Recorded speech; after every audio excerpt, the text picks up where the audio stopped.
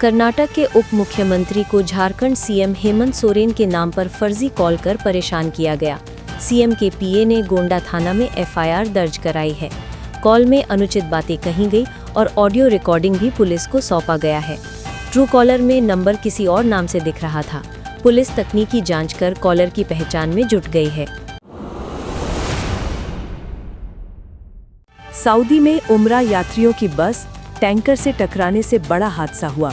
शुरुआती रिपोर्ट में 42 भारतीय यात्रियों की मौत की आशंका जताई गई है। बस में हैदराबाद के यात्री सवार थे, जिनमें महिलाएं व बच्चे शामिल थे। हादसे के बाद राहत टीम तुरंत मौके पर पहुंची। घायलों को अस्पताल भेज दिया गया है। आधिकारिक पुष्टि का इंतजार है। पलामू पुलिस ने चेकिंग में 910 पेटी विदेशी शराब पकड़ी, जिसकी कीमत करीब 90 लाख है। ट्रक सतना से सिलीगुड़ी जा रहा था, लेकिन पुलिस को इसे बिहार भेजे जाने का शक है। चालक देदाराम को गिरफ्तार किया गया है। ट्रक में कोई वैध कागजात नहीं मिले। पुलिस अब पूरे तस्करी गिरोह की जांच कर रही है। रामगढ़ के खरकंडा गांव में हाथियों के झुंड ने रात में कहर बरपाया। हाथियों ने 45 वर्षीय महिला सांझो देवी को कुचलकर मार डाला। कई घरों को नुकसान पहुंचा और ग्रामीण छतों पर चढ़कर जान बचाते रहे। वन विभाग की टीम सुबह पहुंची, लेकिन तब तक काफी तबाही हो चुकी थी। आक्रोशित ग्रामीणों ने सड़क जाम कर मुआवजे की मांग की। पाकुड़ के गोकुलपुर क्षेत्र में पाइपलाइन कार्य के बाद सड़क पर फैली मिट्टी हटाई नहीं गई। इससे वाहनों व स्कूल जाने वाले बच्चों को भारी परेशानी हो रही है। सड़क पर फिसलन और असंतुलन से दुर्घटना का खतरा बढ़ गया है। खुले केबल तारों ने स्थिति और खतरनाक कर दी है। लोगों ने प्रशासन से तत्काल सुधार की मांग की है।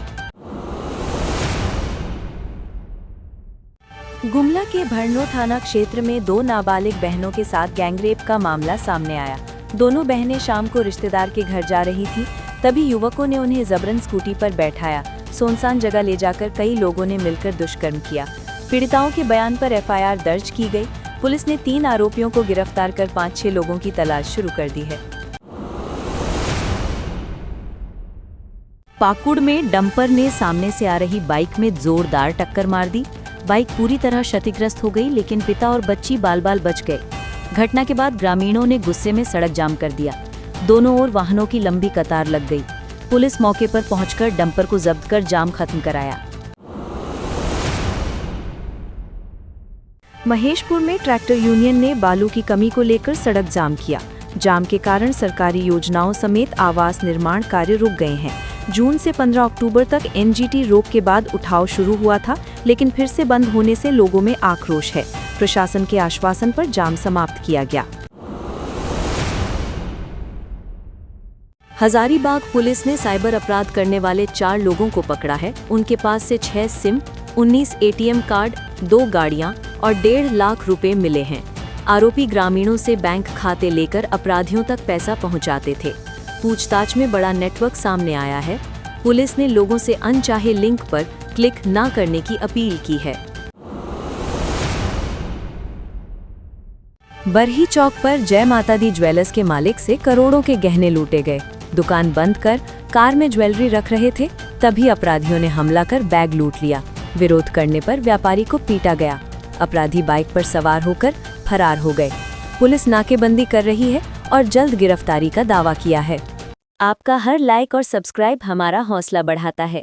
झारखंड की हर छोटी बड़ी खबर आप तक सही तरीके से पहुंचे, इसके लिए कृपया पूरी न्यूज़ जरूर देखें और चैनल को सब्सक्राइब करके हमारे परिवार झारखंड तक 24 से जुड़ें।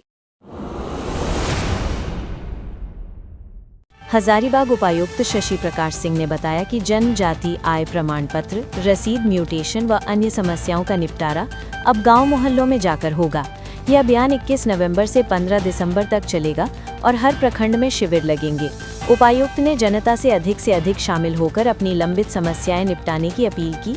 प्रशासन का कहना है कि इससे पारदर्शिता और सुविधा दोनों बढ़ेंगी। झामुमो महासचिव विनोद कुमार पांडे ने कहा कि बिहार चुनाव के बाद महागठबंधन की हर स्तर पर समीक्षा जरूरी है और राजद कांग्रेस ने झामुमो के साथ समन्वय नहीं किया। उन्होंने सीट बंटवारे व व्यवहार पर कड़ी आपत्ति जताई और कहा कि अब नीति पर पुनर्विचार होगा। हालिया घाटशिला जीत से पार्टी का मनोबल भी बढ़ा है। राजनीतिक सियासत में ये बयान महत्वपूर्ण माने जा रहे हैं। कृषि मंत्री शिल्पी नेहा तिर्की ने उद्यान विभाग के साथ औचक समीक्षा की और योजनाओं के धरातल पर क्रियान्वयन पर जोर दिया। मंत्री ने अधिकारियों को रचनात्मक योजना, डेटा सुधार और समयबद्ध कार्रवाई के निर्देश दिए। मंत्री ने किसान कॉल सेंटर का भी औचक निरीक्षण कर टोल फ्री नंबर 1800-123-1136 के जरिए किसानों से जुड़ने का आग्रह किया। कॉल सेंटर स्टाफ को प्रशिक्षण देने का आदेश भी जारी किया गया है। फेडरेशन ऑफ झारखंड चेंबर की मीटिंग में संवेदकों ने पिछले 1.5 साल के बकाये भुगतान व सिक्योरिटी रिफंड पर चिंता जताई। चेंबर ने अनुपूरक बजट व त्वरित कदम की मांग की ताकि परियोजनाएं प्रभावित न हों और कारीगर की रोजी बनी रहे। चेंबर अध्यक्ष आदित्य मल्होत्रा ने विभागीय सचिव से मिलकर समाधान का आश्वासन देने की बात कही। संयुक्त पहल के तहत बिल्डर्स एसोसिएशन के साथ वार्ता करने पर भी सहमति बनी। केंद्रीय प्रभारी सुनील कुमार वर्णवाल ने गिरिडीह के समाहरणालय में आयोजित समीक्षा में स्वास्थ्य, शिक्षा, कृषि व बुनियादी ढांचे पर समयबद्ध क्रियान्वयन का निर्देश दिया। गर्भवती पंजीकरण, टीकाकरण, स्कूल सुविधाएं और आयुष्मान कार्ड पर मिशन मोड कार्यवाही की मांग की गई। विभागों को MIS एंट्री समय पर अपडेट करने व पारदर्शिता बनाए रखने के निर्देश दिए गए। निरीक्षण के दौरान कई उप प्रमुख अधिकारी मौजूद रहे। प्रथम रामरेखा महोत्सव के बाद उपायुक्त कंचन सिंह ने समिति के साथ समीक्षा कर अगले साल आयोजन को और संगठित करने की रूपरेखा बनाई। पार्किंग, वैकल्पिक मार्ग, पेयजल तथा विद्युत व सैनिटेशन जैसी व्यवस्थाओं को सुदृढ़ करने पर जोर दिया गया। मेला परिसर में प्लास्टिक व थर्माकोल पर पूर्ण प्रतिबंध का प्रस्ताव रखा गया। पर्यटन विकास के लिए मार्ग व फॉरेस्ट क्लियरेंस संबंधी तैयारियां भी शुरू करने का फैसला लिया गया। AVBP ने बिरसा मुंडा के जीवन और संघर्ष को प्रोत्साहित करने के लिए उलेहातू से देहरादून तक संदेश यात्रा निकाली। यात्रा का रांची व गुमला में भव्य स्वागत हुआ। छात्र समूहों व सामाजिक संस्थाओं ने कार्यक्रम में बढ़ चढ़कर हिस्सा लिया और दीप प्रज्वलन व मंचीय कार्यक्रमों का आयोजन हुआ। आयोजन में इतिहास की जागरूकता बढ़ाने और युवाओं को प्रेरित करने पर जोर रहा। यात्रा का उद्देश्य जनमानस तक बिरसा का संदेश पहुंचाना बताया गया। विधायक प्रतिनिधि ने करीब 1 करोड़ रुपए के तहत स्कूल, भंडार गृह, किचन शेड, शौचालय व सड़कों समेत कई छोटे मोटे विकास कार्यों का उद्घाटन किया। इन परियोजनाओं से शिक्षा, स्वच्छता व सड़क अवसंरचना में सुधार की उम्मीद है। स्थानीय लोगों व भाजपा कार्यकर्ताओं ने विधायक के प्रयासों की सराहना की। कहा गया कि आगे भी क्षेत्र में जनहित कार्य जारी रखे जाएंगे। भाजपा के राष्ट्रीय महामंत्री अरुण सिंह ने हेमंत सरकार पर विकास की कमी और भ्रष्टाचार के आरोप लगाए। कहा कि पिछले 6 वर्षों में राज्य को नई दिशा नहीं मिली। उन्होंने मोदी सरकार की योजनाओं व बजट बढ़ोतरी का जिक्र करते हुए NDA की उपलब्धियां गिनाई। साथ ही झामुमो महागठबंधन पर भी तीखी टिप्पणियां की। राजनीतिक बयानबाजी के दौरान प्रदेश व राष्ट्रीय सियासत में बहस तेज हुई। भाजपा प्रवक्ता डॉक्टर अजय आलोक के एक्स पोस्ट अब नया बम झारखंड में हेमंत अब जीवंत होंगे ने राजनीतिक व सियासी कयासों को बढ़ा दिया। झामुमो व अन्य नेताओं ने इस पर प्रतिक्रियाएं दी और सियासी गठजोड़ों पर नई बहस छिड़ गई। कुछ विश्लेषक इसे राजनीतिक सेगमेंटेशन व सूचना जनित रणनीति मान रहे हैं, तो कुछ इसे सियासी बयानबाजी। पोस्ट के बाद कयासों और संभावित राजनीतिक हलचल पर नजरें बनी हुई हैं। आपका हर लाइक और सब्सक्राइब हमारा हौसला बढ़ाता है। झारखंड की हर छोटी बड़ी खबर आप तक सही तरीके से पहुंचे, इसके लिए कृपया पूरी न्यूज़ ज़रूर देखें और चैनल को सब्सक्राइब करके हमारे परिवार झारखंड तक 24 से जुड़ें। रांची कांग्रेस भवन में सांसद, विधायक, मंत्रियों की महत्वपूर्ण बैठक हुई। प्रभारी के राजू ने SIR प्रक्रिया को संवेदनशील बताते हुए सतर्क रहने को कहा। केशव महतो, कमलेश ने प्रत्येक बूथ पर BLN नियुक्त कराने और मतदाता सूची सत्यापन तेज करने के निर्देश दिए। 15 दिसंबर तक बूथ स्तर पर सत्यापन पूरा करने का टारगेट रखा गया। बैठक में कई वरिष्ठ नेता उपस्थित रहे और संगठन को सक्रिय रहने का आग्रह किया गया। आजसू ने कहा कि स्थापना दिवस समारोह में झामुमो का प्रचार प्रसार बढ़ चढ़कर हुआ और आजसू व अन्य आंदोलनकारी संगठनों की भूमिका नजरअंदाज हुई। प्रवीण प्रभाकर ने बिरसा मुंडा व अन्य शहीदों की जगह सिर्फ हेमंत शिबू पर फोकस होने को लेकर नाराजगी जताई। उन्होंने पूछा कि राज्य निर्माण में आजसू की भूमिका क्यों न दिखी। राजधानी के होर्डिंग डिजाइन पर भी आजसू ने आपत्ति उठाई है। साकची में आयोजित सभा में लाला लाजपत राय को नमन करते हुए सामाजिक संगठनों ने नशा मुक्ति अभियान की अपील की। वक्ताओं ने युवा और समाज को ड्रग से बचाने पर जोर दिया और नशा मुक्ति के लिए सामूहिक प्रयास की बात कही। कार्यक्रम में शिक्षा, मीडिया व पब्लिक प्रतिनिधियों ने भाग लिया और ठोस कार्य योजना की मांग उठी। नमन ने शहर में नशे के खिलाफ जन जागरण तेज करने का संकल्प लिया।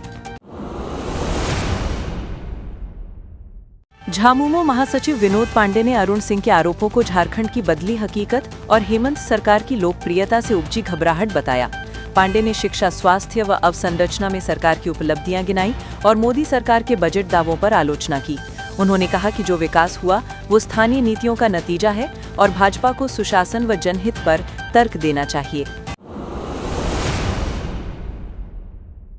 झारखंड के पीजी मेडिकल व डिप्लोमा या डीएनबी काउंसलिंग कार्यक्रम में तिथियों में संशोधन हुआ। जिन अभ्यर्थियों ने पहले फॉर्म नहीं भरा था वे 18-19 नवंबर को फॉर्म भर सकेंगे। राज्य मेधा सूची 20 नवंबर को प्रकाशित होगी और 21 नवंबर तक आपत्तियां मांगी जाएंगी। 22 नवंबर को अंतिम सूची जारी होगी। सीट आवंटन 27 नवंबर व नामांकन 28 नवंबर से 3 दिसंबर तक निर्धारित है। पहले भरे अभ्यर्थियों को फिर से फॉर्म भरने की जरूरत नहीं होगी।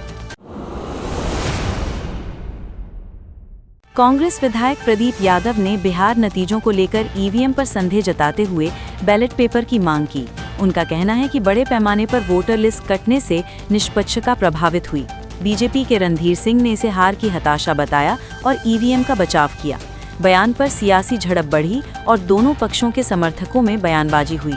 मामला चुनावी विश्वास और प्रक्रियाओं पर बहस बना हुआ है। हजारीबाग में आदिवासी समुदाय ने बड़ी महारैली कर कुर्मी समाज के आदिवासी दर्जे को विरोधी करार दिया और इसका कड़ा विरोध किया। वक्ताओं ने कहा कि कुर्मी को एसटी में जोड़ना आदिवासियों के अधिकारों पर हमला है और इसका तीव्र विरोध किया जाएगा। 2 महीनों से चल रहे विवाद ने क्षेत्रीय राजनीति और सामाजिक तनाव को बढ़ाया है।